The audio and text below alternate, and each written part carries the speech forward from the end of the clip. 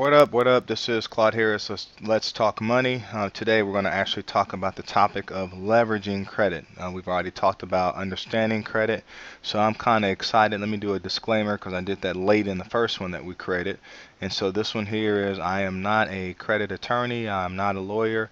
If you want to seek legal counsel, get a credit attorney or credit lawyer or someone that can actually give you professional advice. I'm just giving you my opinion and my experiences of what I've been through in regards to leveraging credit. Okay, so let's get started. I've done all that I need to do to cover myself. So, leveraging credit, once I got my credit established and I was up to a 700 plus credit score, where there's people out there that do have higher scores, 800 scores, what have you. But I was able to be at a point where I could go and apply and get whatever I wanted. And I'll never forget, before I go deeper into leveraging credit, I applied for before I got my credit increased, I applied for a card that was for, God, what is that? Home Shopping Network. They had one of those big screen TVs, but it was a kind that had the screen that you hit a button and it popped down from the ceiling. It was like a home theater type of thing, and it was 800 bucks for the screen and the projector, and I think it may have had a surround sound that came with it too. They threw that in, and I applied for that and got denied. I was like, oh man, so having good credit and knowing how to leverage your credit is like super critical. Like you can do like interest only, 12-month no interest, that kind of stuff. So you definitely want to leverage your credit, but I want to talk about leveraging credit not just for consumer items, but leveraging your credit to actually create more income. So let's jump into this. All right, so people that I've noticed doing financial planning that have good credit, just like what I stated, they buy a lot of furniture, they'll finance trips, they use it as an emergency fund if the car breaks down and all that. And that, I get it. It's good to have that there if you need it. But what I'm talking about is being able to leverage credit to create more cash flow. So let's jump into this, and I'm going to talk about it from the standpoint of real estate, and then I'm going to flip it and talk about it in conclusion from the standpoint of actually owning your own business and being able to acquire more customers. So let's look at this. So let's say, for example, I work a job and I make $40,000 a year, and let's say I'm saving, I don't know, $200 a month, which is not bad. Common people don't even have that to save. So I'm saving basically about $2,500 in a year, right? Well, if I got good credit, I can go out and I can lock down like a $20,000 line of credit. I can do it by doing a cash advance off my credit card, or I could just go out and get a straight up line of credit, which I've done that at banks and stuff like that before all day long. I had like almost $40,000 in lines of credit strictly just on credit. It had nothing to do with anything else. It was just collateralized by my signature. So it would have took, if I'm saving $2,400, $2,500 a year, it would take me 10 years to save up 25 grand. Where if I got good credit, I can create access to $25,000 in like 30 days or less, right? So those people that are idiots, they take that 25,000 and they go out there and put it all towards their lifestyle. They upgrade their car, they get some rims or a new radio or whatever, a Sea-Doo or all that crazy stuff, and you got to pay for this stuff. And so if you're smart, you can use credit to actually acquire things that actually pay you. And so let's talk about it. So for example, I went out with my credit and I bought real estate. So I bought a house. One of them I bought for like 16.5, right? And so the bank did what is called a after repair value, meaning it's called ARV. So what that stands for basically is after you repair this property, you fix the kitchen up and you paint the house and you do all this cosmetic or structural stuff to this house, then the house is now going to be worth 80,000, right? And so they actually did appraisals on houses that were 3 bedrooms, 2 bathrooms, same square footage in the same area that I had the house that I bought, and they gave me 75% of the future value of that property. And so what did I do? 75% of 80 grand. I don't have a calculator in front of me, but let's just say it's 56,000. So I bought the property for, let's just say, about 16. I'm rounding it up now. And so I've got, basically about 40 grand that I've got that they're giving me to fix this property up. Well, I had, a whole bunch of people come and give me bids, and I found out that I can really fix the property up for about 25, but they're giving me 40.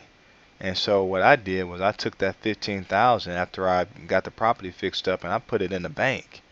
Now I told you, with me saving 2,500 bucks a year, rounding it up, it would take me 10 years to save 25 grand. Well, within 3 months of rehabbing this property, I got $15,000 in the bank, and I don't have to pay any taxes on it because it's all loans.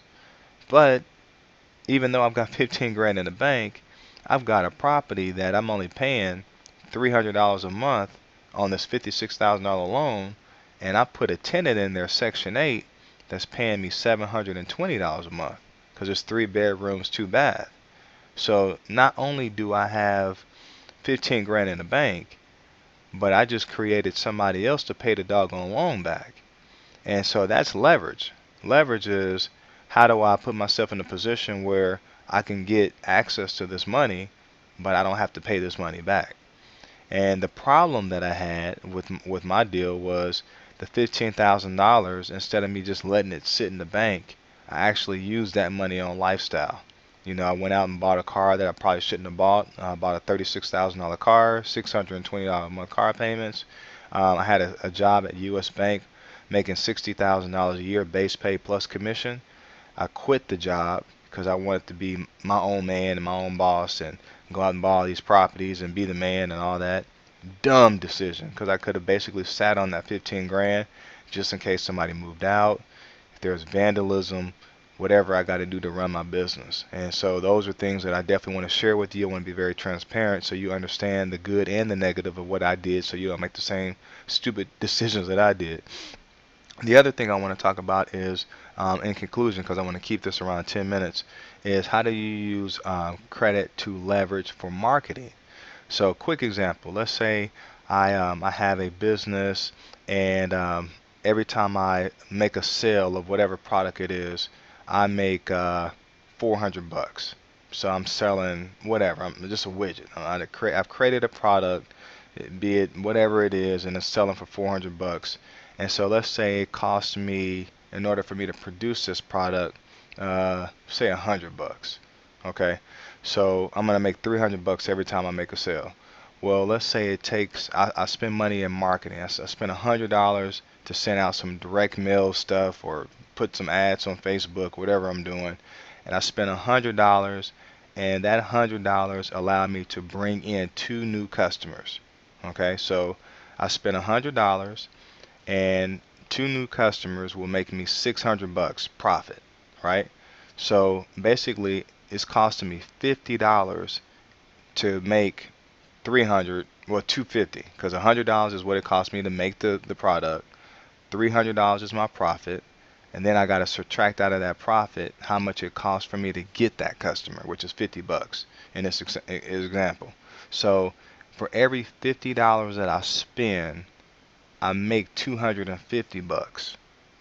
Okay, so if that could happen, which it definitely does happen when you market right, then that means if I can get a $10,000 line of credit, I can go out there and spend not just 100 bucks, but I could spend 1,000 bucks.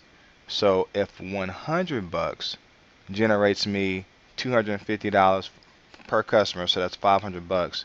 So if $100 can generate me 500 bucks, how much could 1,000 generate? Well, if 100 does 500, then 1,000 does 5,000. Okay. Well, if so, now I'm taking $1,000 off a credit card, and I just created $5,000 of profit. So if I can take 5 grand off a credit card, then that basically creates $25,000 in profit. So I'm leveraging someone else's capital or cash. I have access to it because of my credit to be able to market and increase my returns. But you always start small and test it and see if it can work before you scale up. You don't just go bananas. You're like, oh, cool, I'm gonna throw all my money at this, because no, you gotta pay this stuff back if your idea doesn't work out.